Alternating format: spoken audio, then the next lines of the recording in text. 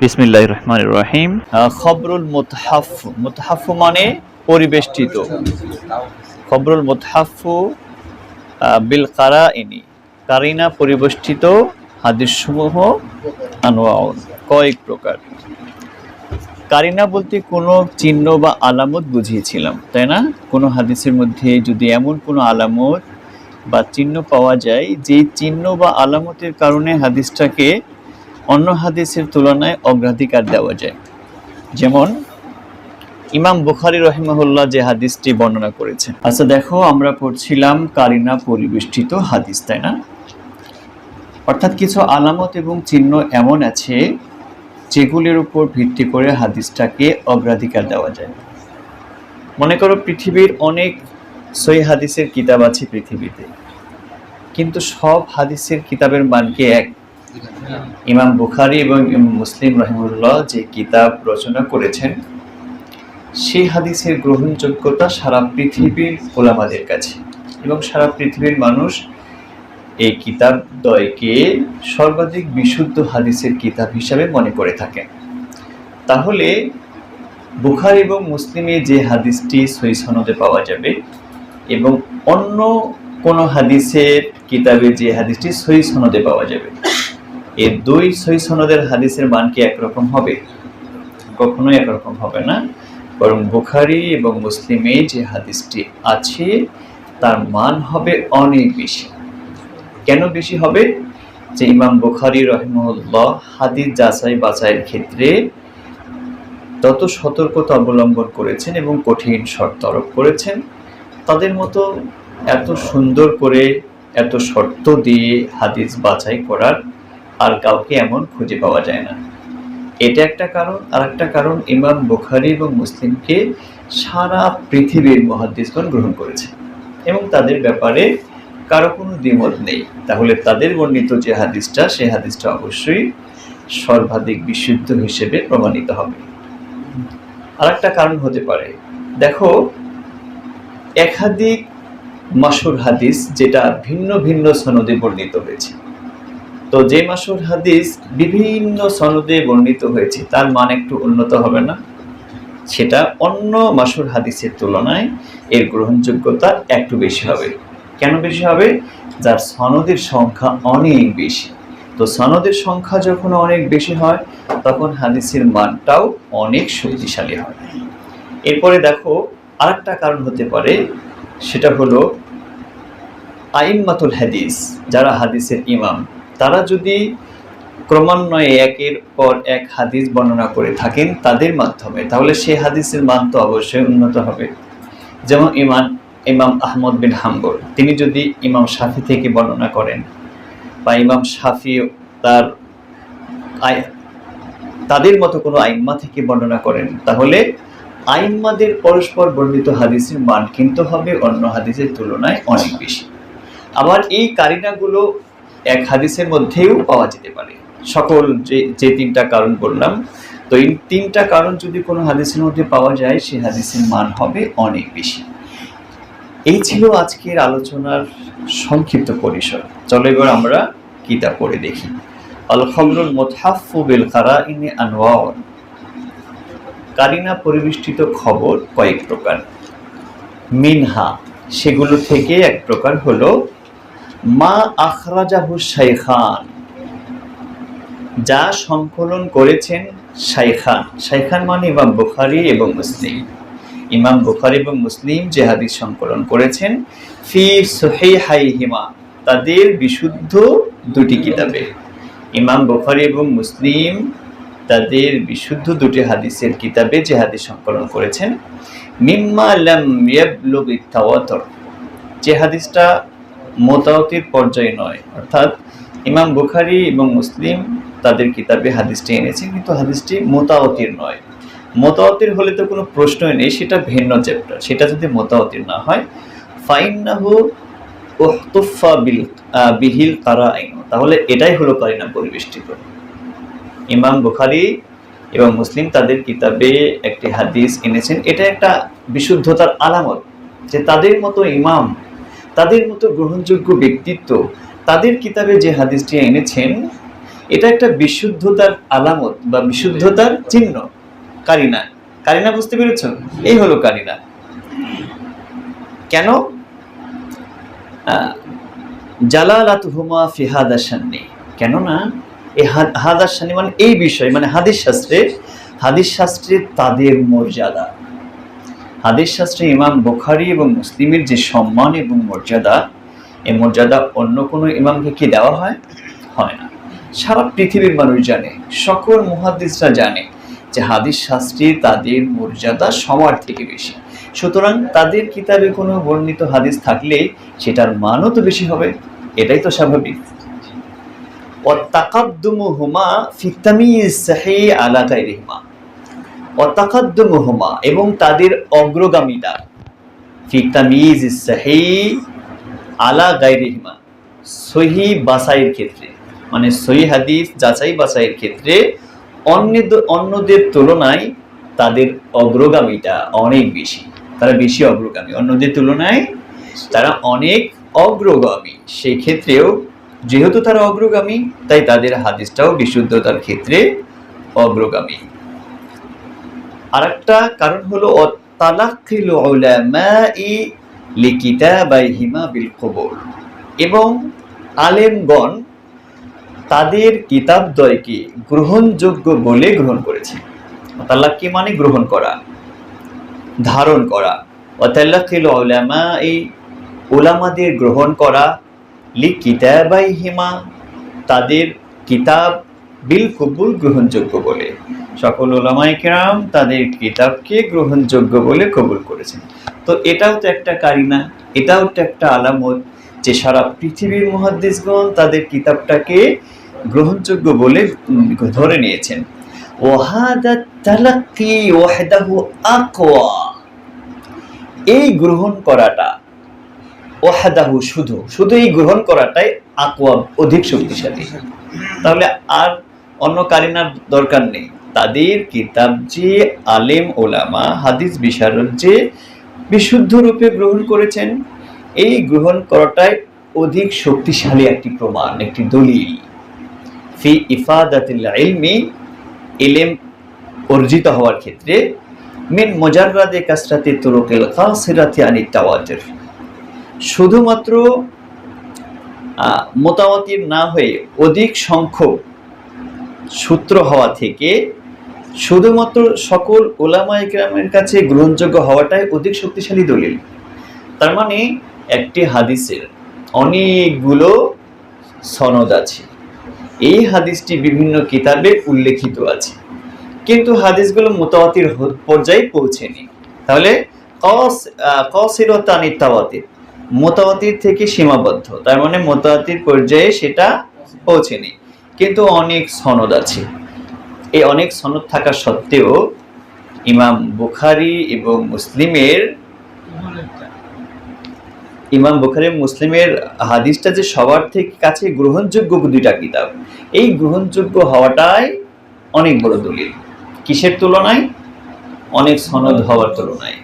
যেটা মুতাওয়াতির পর্যায়ে পৌঁছেনি এমন হাদিস যদি অনেক সনদযুক্ত থাকে, সেটা থেকে ইমাম বুখারী এবং মুসলিম তাদের কিতাবে যে বিশুদ্ধ হাদিসটি এনেছেন সেটাই হবে বেশি গ্রহণযোগ্য। কেননা সারা পৃথিবীর উলামায়ে কেরাম তাদের কিতাবটাকে সন্দেহাতীত ভাবেই গ্রহণ করেছেন, সবার কাছে এটা গ্রহণীয় কিতাব। এটাই হলো অধিক শক্তিশালী একটি প্রমাণ। অকুওয়াতি তালাক্কি সাহিহাইন মাশরুতুন বিশারতাইন ইল্লা, তবে আন্না হাদা ইয়াখতাসু বিমা লাম ইয়ানতাকিদুহু আহাদুম মিনাল হুফাজ মিম্মা ফি কিতাবাইন, তবে আন্না হাদা ইয়াখতাসু, তবে এইটা হলো শর্ত, মানে সবার কাছে গ্রহণযোগ্য হওয়াটাই যে অধিক শক্তিশালী, এটার ক্ষেত্রে কিছু শর্ত আছে। সেই শর্তটা হলো বিমা লাম ইয়ানতাকিদুহু, যার ব্যাপারে সমালোচনা করেননি আহাদুম মিনাল হুফাজ, কোন হাফিজুল হাদিস বুখারী এবং মুসলিমের যে হাদিসের মধ্যে সমালোচনা করেননি, মিম্মা ফি কিতাবাইনি, যা রয়েছে তাদের উভয়ের কিতাবে, উভয় কিতাবে যা রয়েছে, অর্থাৎ যে হাদিস রয়েছে এই হাদিসের ব্যাপারে কোনো সমালোচনা নেই, যে হাদিসের মধ্যে কোনো সমালোচনা নেই সেই হাদিসটাই কিন্তু অনেক সনদ থাকার তুলনায় বুখারী মুসলিমে থাকাটা অধিক শক্তিশালী। অবিমা লাম ইয়াকা আত-তাখালুফ, এবং যাতে কোনো বৈপরীত্য নেই বাইনাল মাদলুলাইহি, যে উভয় কিতাবের হাদিসের অর্থের মধ্যে, উভয় হাদিসের অর্থের মধ্যে কোনো বৈপরীত্য নেই। মিম্মা ওয়াকা ফিল কিতাবাইন, যা রয়েছে উভয় কিতাবে। হাইসু লা তারজিহা, যেখানে কোনো তারজি দেওয়ার সম্ভাবনা, তারজি দেওয়া যায় না, মানে এমন বৈপরীত্য আছে যেই বৈপরীত্যের মধ্যে কোনো তারজি বা অগ্রাধিকার দেওয়া যায় না, যেটাকে তারজি দেওয়া যায় না সেটা কিন্তু শক্তিশালী হবে না। শক্তিশালী কোনটা হবে? যেটার মধ্যে তারজি দেওয়া যাবে অথবা যেটার মধ্যে কোনো সমালোচনা নেই, এমন হাদিস শক্তিশালী হবে অধিক সনদে বর্ণিত হাদিসের তুলনায়। এবার বুঝতে পেরেছো কেন? লিইস্তিহালাতি আইয়াফিদাল মুতাআকিদানিল ইলমা বিসিদকিহা, লিইস্তিহালাতি বাধা দেওয়ার জন্য, আইফিদাল মুতানাকিদান যে বিপরীতমুখী দুটি হাদিস, আল ইলমা ইলমের ফায়দা দেওয়া, বিসিদকিহা উভয়, বিসিদকিহিমা উভয় সত্যতার ক্ষেত্রে, মানে উভয় হাদিস যদি বিপরীত ধর্মী হয় তো তার শুদ্ধতার ব্যাপারে এটা জ্ঞান অর্জিত হয় না, শুদ্ধতার ব্যাপারে জ্ঞান অর্জিত হয় না, কারণ একে অপরের বিপরীত। এই জন্য শুদ্ধতার ব্যাপারে কি অর্জিত হয় না? ইলম অর্জিত হয় না। মিন গায়রি তারজিহিন, তারজি দেওয়া ছাড়া। যদি তারজি দেওয়া যায় তখন ইলম অর্জিত হবে যে হ্যাঁ শুদ্ধ, আর যদি তারজি না দেওয়া যায় তাহলে কেন একটা সন্দেহ থেকে যায়।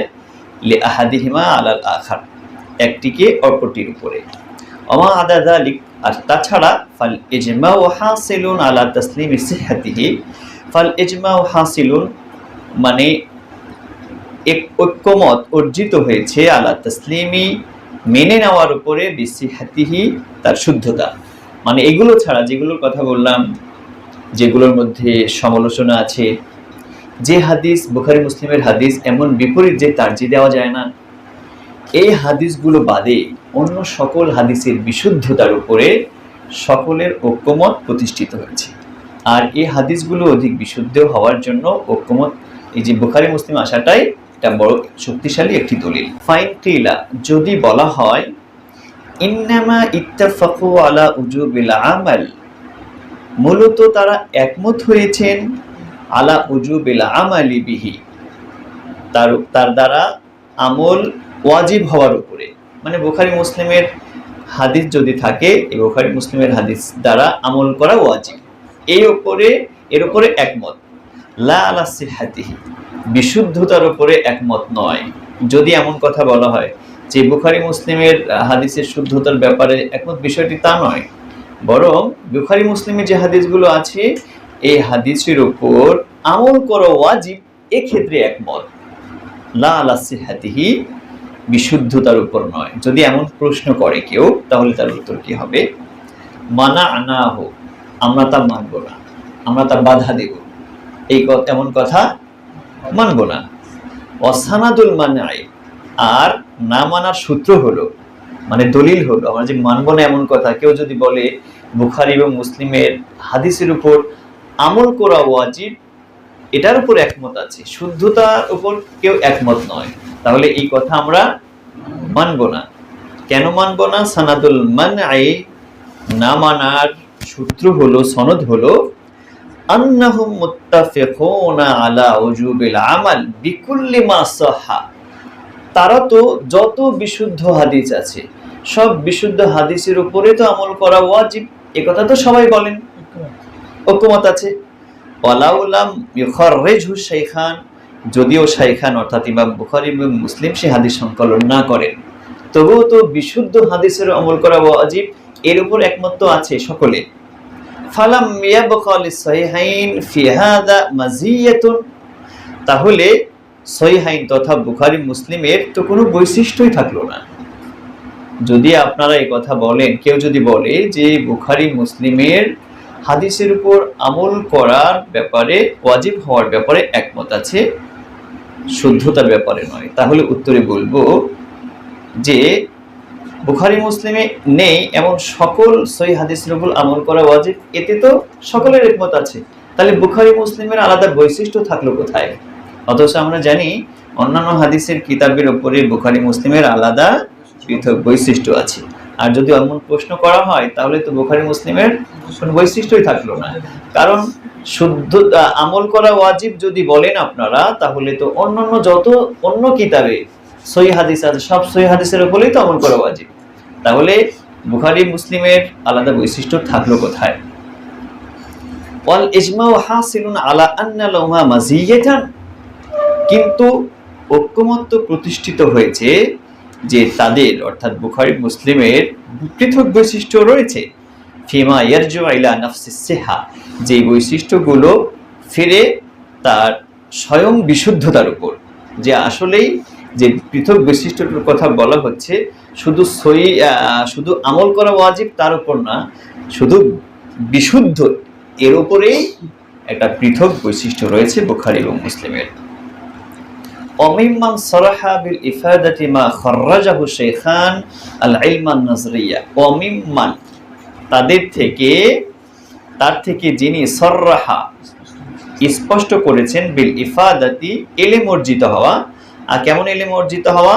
আল ইলম আন নাজরি, অর্থাৎ যৌক্তিক জ্ঞান অর্জিত হওয়া। যৌক্তিক জ্ঞান অর্জিত হয় মা খাররাজাহু শাইখান, যা শাইখান তথা বুখারী মুসলিম সংকলন করেছেন, এর উপর যৌক্তিক জ্ঞান অর্জিত হয়। এই বিষয়টা স্পষ্ট করেছেন কে? আল উস্তাদ আবু ইসহাক আল ইসফারাইনি, আল উস্তাদ আবু ইসহাক ইসফারাইনি। অমিন আইম্মাতিল হাদিস, আর হাদিস বিশারদদের মধ্যে আবু আব্দুল্লাহ আল হুমায়দি, তিনি কিন্তু ইমাম বুখারীর উস্তাদ, তিনিও কিন্তু এই কথাটা স্পষ্ট করেছেন। ও আবুল ফাদল ইবনে তাহের অগায়রহুমা, আবু ফাদল ইবনে তাহের এবং অন্যান্যরাও এই ব্যাপারে একমত রয়েছে যে বুখারী এবং মুসলিমের হাদিস দ্বারা ইলমুন নাজরি তথা যৌক্তিক জ্ঞান অর্জিত হয়।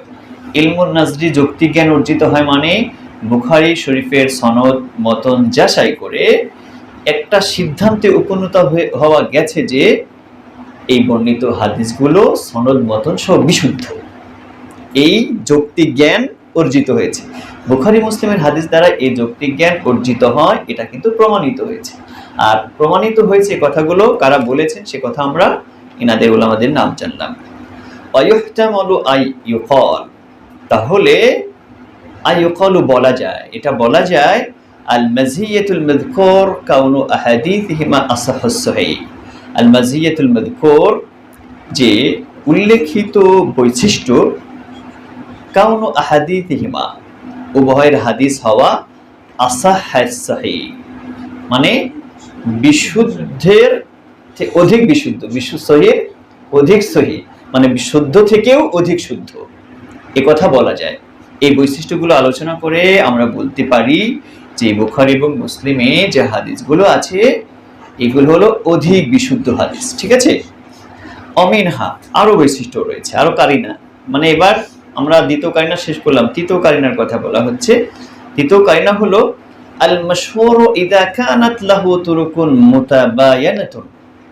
আল মাশহুর, মাশহুর হাদিস, ইযা কানাত লাহু তুরুকুন, যখন তার হবে তুরুকুন সনদ, মুতাবায়ানাতুন ভিন্ন ভিন্ন। মাশহুর হাদিসের সনদ যখন ভিন্ন ভিন্ন হবে, তখন যেই মাশহুর হাদিসটি ভিন্ন ভিন্ন সনদে বর্ণিত হয়েছে, এটাই তো একটা কারিনা। অন্য একটা মাশহুর হাদিস ভিন্ন ভিন্ন সনদে বর্ণিত হয়নি, এক সনদে বর্ণিত হয়েছে। আর যে হাদিসটা মাশহুর হাদিসটা ভিন্ন ভিন্ন সনদে বর্ণিত হয়েছে, তাহলে ভিন্ন ভিন্ন সনদে বর্ণিত হয় একটা কারিনা। সুতরাং এই কারিনা পাওয়ার কারণে এই হাদিসটি অধিক বিশুদ্ধ অন্য হাদিসের তুলনায়।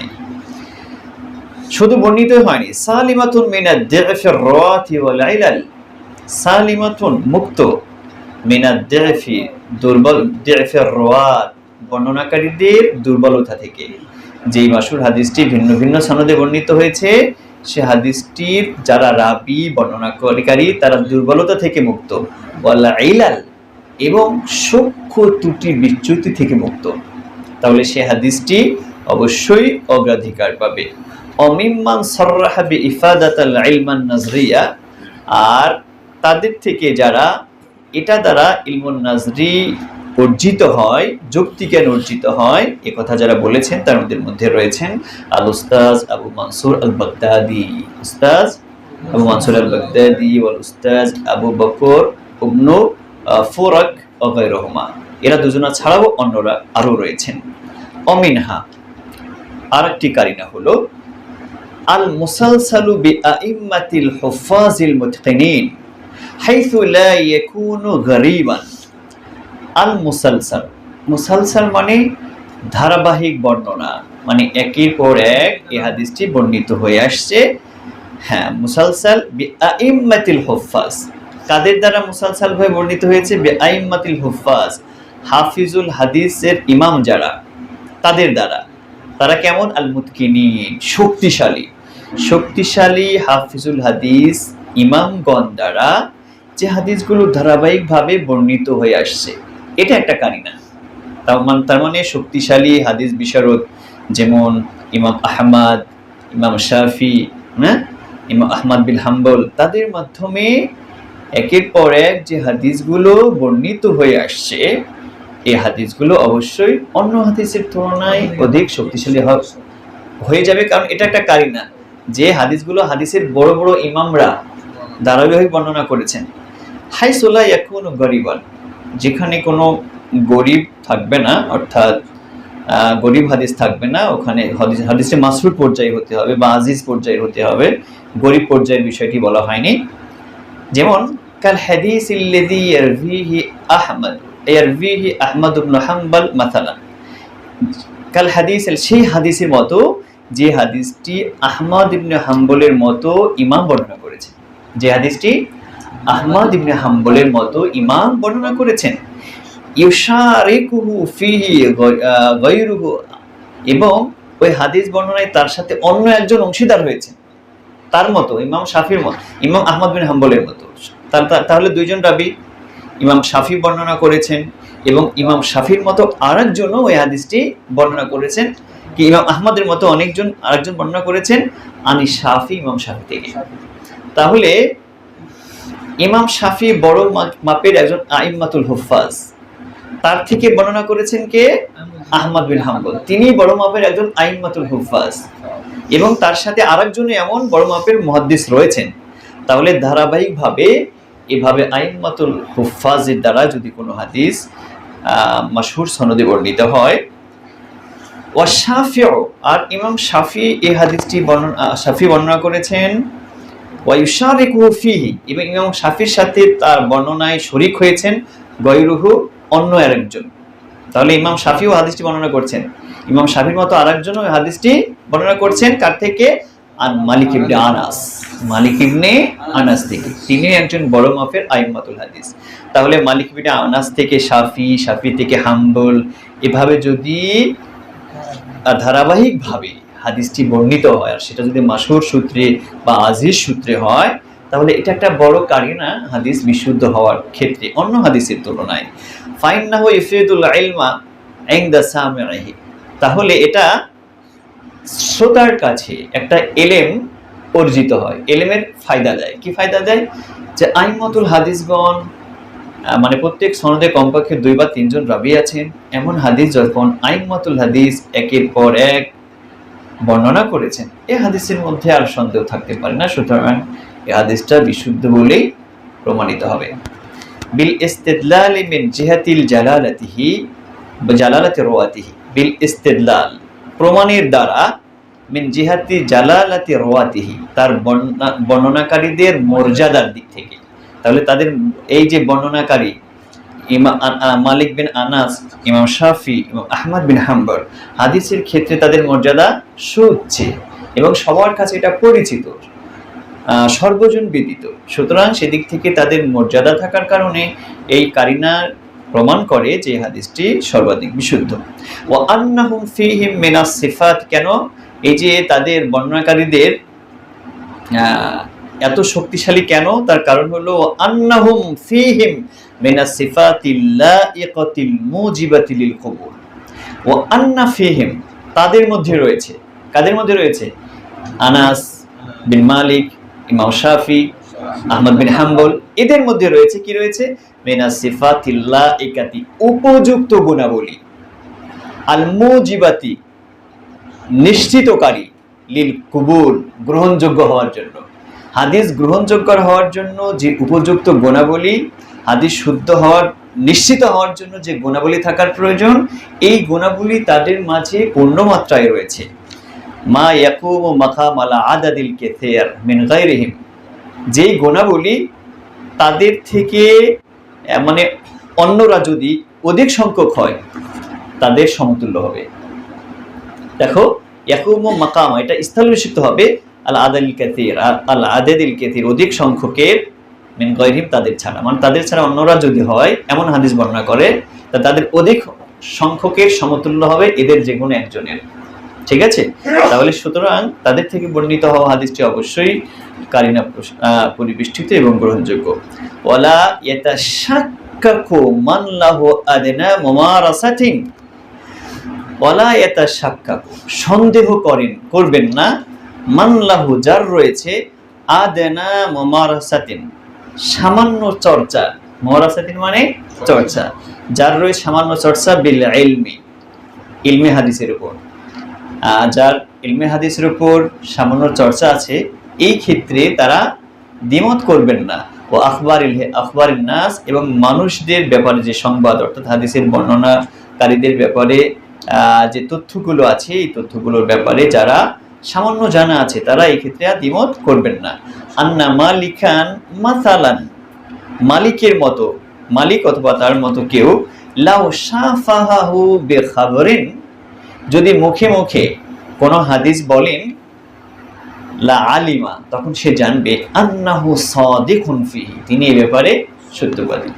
ইলমে হাদিসের ব্যাপারে যার সামান্য চর্চা আছে, তিনি যখন জানতে পারবেন যে ইমাম শাফির মতো একজন হাফিজুল হাদিস হাদিসটি বর্ণনা করেছেন, আহমদের মতো কেউ বর্ণনা করেছেন, মালিক ইবনে আনাসের মতো কেউ হাদিসটি বর্ণনা করেছেন, তাহলে তার এই জ্ঞান অর্জিত হবে যে তিনি যা বলেছেন তা সত্যই বলেছেন, কারণ তারা গ্রহণযোগ্য হওয়ার গুণাবলীর ক্ষেত্রে পূর্ণতা অর্জনকারী। ফাইদা ইনদাফা ইলাইহি মান হুয়া ফি তিলকা দারাজাতি, ফাইদা ইনদাফা ইলাইহি, এইটার সাথে যখন যুক্ত হবে, মান হুয়া ফি তিলকা দারাজাতি, ওই ব্যক্তি যিনি ওই মর্যাদা সম্পূর্ণ, অর্থাৎ ইমাম শাফির যে মর্যাদা হাদিসের বিশুদ্ধতা যাচাই করার কারণে তার সত্যবাদিতার ক্ষেত্রে, এই ক্ষেত্রে আরেকজন ব্যক্তি যখন যুক্ত হবে ওই সনদে, ইজদাদা কুওয়াতান, তখন হাদিসের শক্তিকে বৃদ্ধি করে দেবে, যে হাদিসটা আরো শক্তিশালী। এমনিতে ইমাম শাফি হওয়ার কারণে, আহমদ বিন হাম্বল কারণে হাদিস শক্তিশালী, কিন্তু তার মতো তার স্তরে আরেকজন এমন বর্ণনাকারী আছে, তাহলে হাদিসটা আরো শক্তিশালী। ওয়া বাউদা আম্মা ইউখশা আলাইহি মিনাস সাহবি, তাহলে ভুল হওয়ার যে সম্ভাবনা, যে আশঙ্কা, তা দূর হয়ে যাবে, তা কি হয়ে যাবে? আর থাকবে না। আল ইলমু বিসিদকিল মুতাহাফফি বিল কারাইন ইয়াখতাসসু বিল আলিমিল মুতাবাহহার, তাহলে দেখো, ওয়াহাদিল আনওয়াউল্লাতী যাকারনাহা, আমরা যে প্রকারগুলো এতক্ষণ আলোচনা করলাম, লা ইয়াহসুলুল ইলমু বিসিদকিল খাবরি মিনহা, মানে সেই প্রকারগুলো থেকে সত্যতার ইলম অর্জিত হবে না, ইল্লা লিআলিমি বিল হাদিস ইল মুতাবাহহির ফিহি, যিনি ইলমে হাদিসের উপর গভীর পণ্ডিত, গভীরভাবে জ্ঞান অর্জনকারী পণ্ডিত, তিনি ছাড়া। মানে প্রকারগুলোর মাধ্যমে এই জ্ঞানটা কার অর্জিত হবে? যে ইলমে হাদিস সম্পর্কে যার জ্ঞান আছে তারই এই জ্ঞানটি অর্জিত হবে। আর যে ইলমে হাদিস সম্পর্কে কোনো জ্ঞান রাখে না, তার তো এই জ্ঞান অর্জন হওয়া সম্ভব নয়। যে ব্যক্তি জানে তারই কেবল এই জ্ঞানগুলো অর্জিত হবে। আল আরিফি বি আহওয়ালির রাওয়াত, যিনি সেই ইলমে হাদিসের জ্ঞানের কিছু বর্ণনা দেওয়া হয়েছে। আল আরিফি, যিনি জ্ঞাত, বি আহওয়ালির রাওয়াত, রাবীদের অবস্থা সম্পর্কে, তাহলে যিনি রাবীদের অবস্থা সম্পর্কে জ্ঞাত, তার এই জ্ঞানটা অর্জিত হবে। ওয়াল মুত্তালি আলাল ইলাল, যিনি অবগতি সম্পন্ন, মুত্তালি মানে যিনি অবগতি সম্পন্ন, আলাল ইলাল, হাদিসের সূক্ষ্ম দোষ ত্রুটির উপরে। যিনি হাদিসের সূক্ষ্ম দোষ ত্রুটির উপরে জানেন, হাদিসের বর্ণনাকারীদের সকল অবস্থা জানেন, এমন মুতাবাহির অর্থাৎ ইলমে হাদিসের পণ্ডিত, এই ব্যক্তির এই জ্ঞান অর্জিত হবে। ওয়া কাউনু গায়রিহি, আর যদি অন্য কেউ হয়, লা ইয়াহসুল্লাহুল ইলমু বিসিদকি যালিক, তাহলে সেই সত্যতার জ্ঞান তার অর্জিত হবে না যদি ইলমে হাদিসের এই জ্ঞানগুলো তার না থাকে। কেন? লিকুসুরি আনিল আওসাফিল মাযকুরাল্লাতী যাকারনাহা, আমরা যেই গুণাবলীর কথা উল্লেখ করেছি এই গুণাবলীর ক্ষেত্রে তার সীমাবদ্ধতা থাকার কারণে, তার মানে এই গুণাবলী তার না থাকার কারণে। সেই গুণাবলী কি? যে রাবীদের অবস্থা সম্পর্কে সে কিছুই জানে না, হাদিসের সূক্ষ্ম ত্রুটি সম্পর্কে সে কিছুই জানে না। যে ব্যক্তি সম্পর্কে কিছু জানে না সেই ব্যক্তির এর দ্বারা এই জ্ঞান অর্জিত হবে না। ওয়ালা ইয়ানফিল হুসুল আল ইলমা লিল মুতাহাব্বিরিল মাযকুর, তাহলে যিনি হাদিস শাস্ত্রের পণ্ডিত, মুতাবাহির, গভীর জ্ঞানের অধিকারী, সকলের এলেম অর্জিত না হলে এই ব্যক্তির এলেম অর্জন হওয়াতে কোনো বাধা সৃষ্টি করে না। অর্থাৎ যিনি ইলমুল হাদিসের উপর মুতাবাহির আলেম, তার অবশ্যই এই জ্ঞান অর্জিত হবে। ওয়া মুহাসসালুল আনওয়াই সালাসাতিল্লাতী যাকারনা, আমরা যে তিন প্রকারের কথা উল্লেখ করলাম তার সার কথা হলো, এই তিন প্রকারের সার কথা হলো। প্রথম প্রকার আমরা কি বলেছি মনে আছে? যে হাদিসটি শাইখান যদি হাদিস সংকলন করেন, বুখারী মুসলিম যদি হাদিসটি সংকলন করেন, তাহলে এটা সংকলন করা একটা কারিনা, কারণ হাদিস সাথে তাদের মর্যাদা বেশি। দ্বিতীয় নম্বরে কি বলেছি? হাদিসটি যদি একাধিক মাশহুর সনদে হাদিসটি বর্ণিত হয়, তো একাধিক ভিন্ন ভিন্ন সনদে, মাশহুর সনদে যদি হাদিসটি বর্ণনা হয় অবশ্যই তাহলে সেটা শক্তিশালী হওয়ার দাবিদার। তৃতীয় কি পড়েছি? যে আইম্মাতুল হুফাজিল মুতকিনিন, তাদের মাধ্যমে একের পর এক হাদিস যদি বর্ণিত হয়ে আসে তাহলে বোঝা যায় যারা হাদিসের বড় পণ্ডিত, তারা যখন হাদিসটি বলছেন তখন অবশ্যই হাদিসটি বিশুদ্ধ এবং সঠিক। এই জ্ঞানগুলো তখন কার অর্জিত হবে? যে ব্যক্তি হাদিস শাস্ত্র সম্পর্কে অবগত। এটা সার কথা বলা হয়েছে যে আল আউয়ালু ইয়াখতাসসু বিসহিহাইন, প্রথম কারিনাটা কি? বুখারী মুসলিমের সাথে সম্পৃক্ত। প্রথম কারিনা বুখারী শরীফের সাথে, বুখারী মুসলিমের সাথে সম্পৃক্ত, তার মানে বুখারী মুসলিমে হাদিসটি বর্ণিত হলে সেটি বেশি মর্যাদাপ্রাপ্ত, বেশি শক্তিশালী।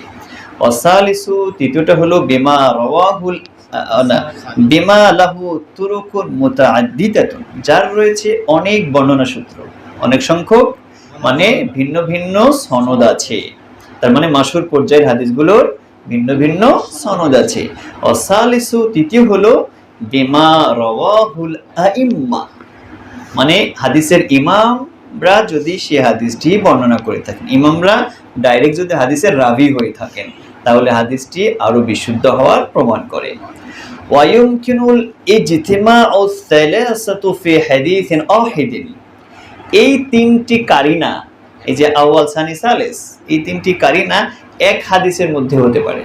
তার মানে একটি হাদিস বুখারী মুসলিমে হতে পারে, ওই হাদিসটি আবার মাশহুর সনদে, বিভিন্ন সনদে বর্ণিত হতে পারে, আবার ওই হাদিসটি আইম্মাতুল হাদিস দ্বারা বর্ণিত হতে পারে। তো একই হাদিসে এতগুলো কারিনা একযোগে পাওয়া যেতে পারে। যদি এতগুলো কারিনা একযোগে কোনো হাদিসের মধ্যে পাওয়া যায় তাহলে সেই হাদিসের মর্যাদা কেমন হবে? অনেক শক্তিশালী, পাকারও পাকা। তার মানে মুতাওয়াতির পর্যায়ে না হলেও তার থেকে কোনো অংশে কম নয়। আচ্ছা, ফালা ইয়াবউদু হিনা ইদিন আল খাতু বিসিদকিহি, ফালা ইয়াবউদু, তখন দূর হয়ে যাবে না, হিনা ইদিন, তখন আল খাতু, নিশ্চিত জ্ঞান, বিসিদকিহি, তার সত্যতার ব্যাপারে, তার সত্যতার ব্যাপারে নিশ্চিত জ্ঞান দূর হবে না। তার মানে সত্যতার ব্যাপারে নিশ্চিত জ্ঞান থাকবে, তার মানে নিশ্চিত জ্ঞান অর্জিত হবে যে হাদিসটি বিশুদ্ধ, কোনো সন্দেহ নেই। যেই বিশুদ্ধতা আমরা মুতাওয়াতিরের ক্ষেত্রে মেনে নেই, যে হাদিসটি এতগুলো লোক বর্ণনা করেছে, এই হাদিসের মধ্যে সন্দেহ নেই, এটা আমরা ইলমুল দরুরি হিসেবে গ্রহণ করি।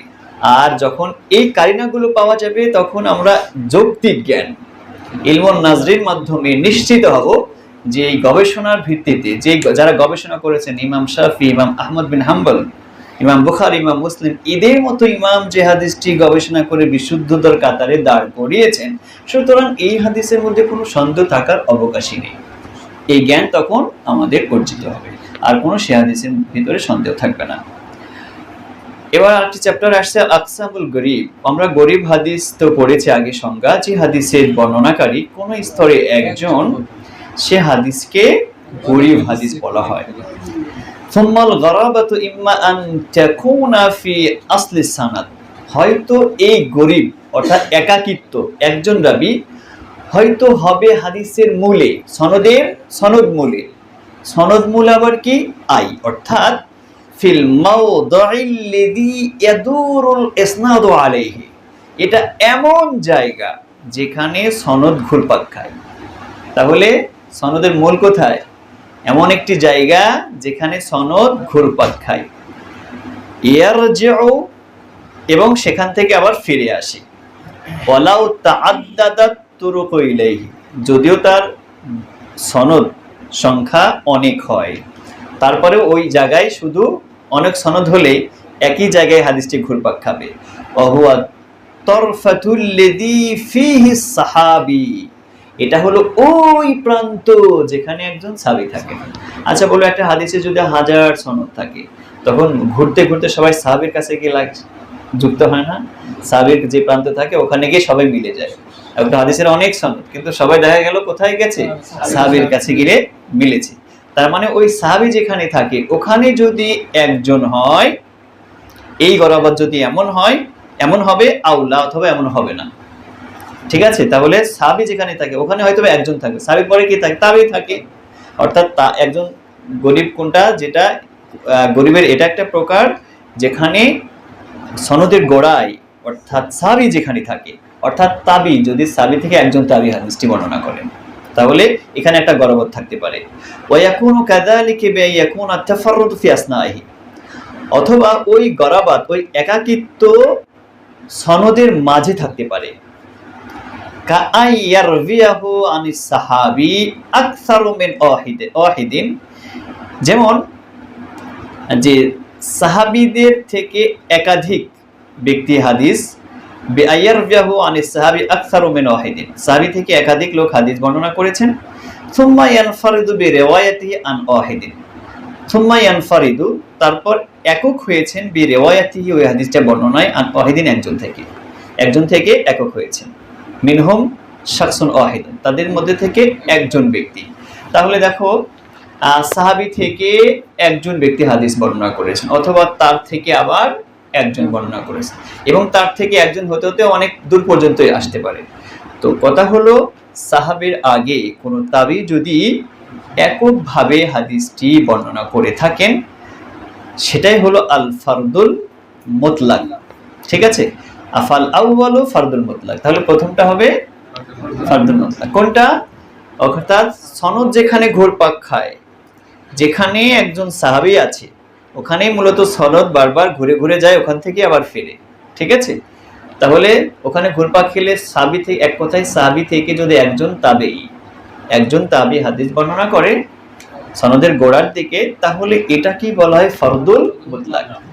আর এটা যদি না হয়, দেখা গেল সাহাবীর কাছ থেকে অনেক লোক হাদিস বর্ণনা করেছে, বর্ণনা করতে করতে যখন সনদের মাঝখানে এসেছে, তখন দেখা গেল একজন রাবী বর্ণনা করেছে, তাহলে এটাকেই বলা হয় ফারদুন নিসবি। এটা পরে বলা হবে।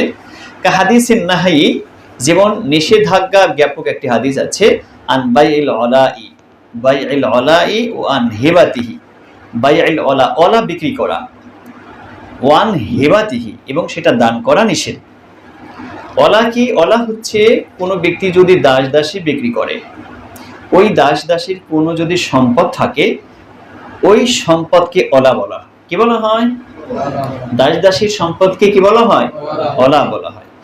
এই ওলা, এটাকে বলা হয় ওলা। এই ওলা বিক্রি করা নিষেধ, এবং এই ওলা দান করাও নিষেধ। অর্থাৎ দাস দাসীর কেউ যদি ক্রয় করতে চায়, আমার দাসকে তুমি ক্রয় করেছো, এখন তো দাস দাসী নেই, তাই এটা অনেকটা কঠিন বোঝা, কঠিন না, তোমরা তো পারবে বুঝতে। তো আমার দাসকে তুমি ক্রয় করেছো, দাসী তুমি পাবে, আমার দাসের যে লক্ষ কোটি টাকা আছে আমার কাছে, টাকাটা তুমি পাবে না, এটা আমি মালিক, এটা আমার। তাহলে ওলা বিক্রি করা নিষেধাজ্ঞা জ্ঞাপক হাদিসটি ফারদুল মুতলাক সনদে বর্ণিত হয়েছে। এখানে কিভাবে হয়েছে? ওয়াতাফাররাদা বিহি আব্দুল্লাহ ইবনে দিনার, এই হাদিস বর্ণনায় আব্দুল্লাহ বিন দিনার একক, আব্দুল্লাহ বিন দিনার একক। আন ইবনে ওমর, ইবনে ওমর থেকে হাদিসটি বর্ণনা। ইবনে ওমর সাহাবী থেকে, আব্দুল্লাহ ইবনে দিনার উনি তাবী, উনি এককভাবে বর্ণনা করেছে। আব্দুল্লাহ ইবনে ওমর থেকে আব্দুল্লাহ বিন ওমর থেকে আব্দুল্লাহ বিন দিনার ছাড়া আর কেউ হাদিসটি বর্ণনা করেনি। তাহলে সনদের গোড়া যেখানে সনদটি বেশি এসে বারবার ঘোরে এবং ফেরে, সে জায়গায় কয়জন রাবী? একজন রাবী। তাহলে এটা কি বলা হয়? ফারদুল মুতলাক। এটা হলো উদাহরণ দেওয়া হলো। ওয়াকাদ ইয়ানফারিদু বিহি রাবিন আন যালিকাল মুনফারিদ। আবার ওই রাবী থেকে আরেকজন রাবী যিনি বর্ণনা করেছেন তিনিও একক, অর্থাৎ আব্দুল্লাহ বিন দিনারও একক, আব্দুল্লাহ বিন দিনার থেকে যিনি বর্ণনা করেছেন তিনিও একক। তাহলে এখানে সনদের দুইজন একক আমরা পেয়ে গেছি। তবুও তবে সনদটা কি বলা যাবে? গোড়ার দিকে একজন হওয়ার কারণে এটা হলো ফারদুল মুতলাক। কা হাদিসে শুআবিন, অর্থাৎ আর হাদিস শুআবের মতো, অর্থাৎ গোড়া থেকে দুইজন একক। এখানে কা হাদিসে শুআবিল ঈমান, অর্থাৎ ঈমানের শাখা প্রশাখা সম্পর্কে যে হাদিসটি, এই হাদিসটি এই পর্যায়ের। যেমন তোমরা হাদিস আল ঈমান বিদউ ওয়া সাবউনা শুআবা পড়েছো না? এমন একটা হাদিস আছে, তাফাররাদা বিহি আবু সালেহ। এই হাদিস বর্ণনায় আবু সালেহ একক, আন আবি হুরায়রা, আবু হুরায়রা থেকে। আবু হুরায়রা সাহাবী, তার থেকে কি বর্ণনা করেছে? আবু সালেহ হাদিসটি একক ভাবে বর্ণনা করেছে। আবু সালেহ ছাড়া এই হাদিসটি আর কেউ বর্ণনা করেনি। ওয়া তাফাররাদা বিহি আব্দুল্লাহ ইবনে দিনার, আর আবু সালেহ থেকে শুধুমাত্র আব্দুল্লাহ বিন দিনার এই হাদিসটি বর্ণনা করেছেন। তাহলে এখানে দুইজন রাবী একক আমরা পেলাম আন আবি সালেহ থেকে। ওয়াকাদ ইস্তামিরু তাফাররুদু ফি জামি' রাওয়াতিহি, তারপর চলতে থাকবে এই এককত্ব সনদে, পুরো সনদে, আও আকসারহুম, অথবা অধিকাংশ সনদে। সনদের পুরো সনদে এক হতে পারে, অথবা অধিকাংশ জায়গায় এমন এক হতে পারে। অফি মুসনাদিল বাজ্জার ও মুআজামিল আওসাত লিতাবাররানি আমসিলাতুন কাসীরাতুন লিযালিক। এই দুইটা কিতাব, মুসনাদিল বাজ্জার ও মুআজামুল আওসাত লিতাবাররানি, এই দুইটি হাদিসের কিতাবে এই ধরনের হাদিসের অনেক উদাহরণ রয়েছে। আল ফারদুন নিসবি, দ্বিতীয় প্রকার হলো ফারদুন নিসবি। সেটা হলো আল ফারদুন নিসবি ওয়াল ফারকু বাইনাল ইতলাইল ফারদিয়্যা ওয়াল গারাবাতি ফিল ইসতিলাহি ওয়া সানি আল ফারদুন নিসবি।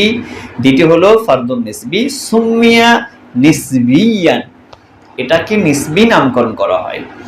লিয়াকুনা তাফাররুদু ফিহি হাসালা বিন নিসবাতি ইলা শাখসিন মুআয়্যানিন, কেননা এখানে একত্বটা, একক হওয়াটা নির্দিষ্ট এক ব্যক্তিকে কেন্দ্র করে হয়। নির্দিষ্ট অর্থাৎ সনদের মাঝে এক ব্যক্তি এককভাবে নির্দিষ্ট, ওই ব্যক্তি কেন্দ্র করে একত্বটা হয়েছে। ওয়াইন কানাল হাদিসু ফি নাফসি মাশহুরান, যদিও মূলত হাদিসটি মাশহুর, অর্থাৎ হাদিসের সব জায়গায় অনেক রাবী রয়েছে, কিন্তু নির্দিষ্ট এক জায়গায় এক ব্যক্তি একক। তাহলে এক ব্যক্তিকে সম্পৃক্ত করার কারণে এই প্রকারটার নাম বলা হয়েছে ফারদুন নিসবি। কি বলা হয়? আল ফারদুন নিসবি, মানে ওই ব্যক্তিকে সম্পৃক্ত করে, ওই যুক্ত করে একজন রাবী পাওয়া গেছে। ওয়া ইয়াকিল্লু ইতলাকুল ফারদি, কিন্তু ফরদ শব্দের ফারদ, এই শব্দটার ব্যবহার, ইতলাক মানে ব্যবহার বা প্রয়োগ, এটা কম। এই শব্দের ব্যবহারটা খুব কম। ইতলাকু আলাইহি লিআন্নাল গরিবা ওয়াল ফারদা মুতারাদিফানি লুগাতান ওয়া ইসতিলাহান, কেননা আল গরিব ওয়াল ফারদ, গরিব হাদিস, ফারদ হাদিস, দুইটা কথাই মুতারাদিফান, প্রতিশব্দ, লুগাতান শাব্দিকভাবেও, ইসতিলাহান পারিভাষিকভাবেও। তার মানে ফারদ হাদিস যাকে বলে, গরিব হাদিসও তাকে বলে, শাব্দিক অর্থ এক, পরিভাষাও এক। ইল্লা, তবে আন্না আহলাল ইসতিলাহ, পরিভাষাবিদগণ যারা হাদিসের পরিভাষা তৈরি করেছেন, গয়ারু বাইনাহুমা, উভয়ের মাঝে পার্থক্য করেছেন। আর তারা বলেছেন না, গরিব এক জিনিস, আল ফারদ এক জিনিস। মূলত দুইটা একই জিনিস হলেও পরিভাষা প্রণয়নবিদগণ এটাকে পার্থক্য করেছেন। মিন হাইথু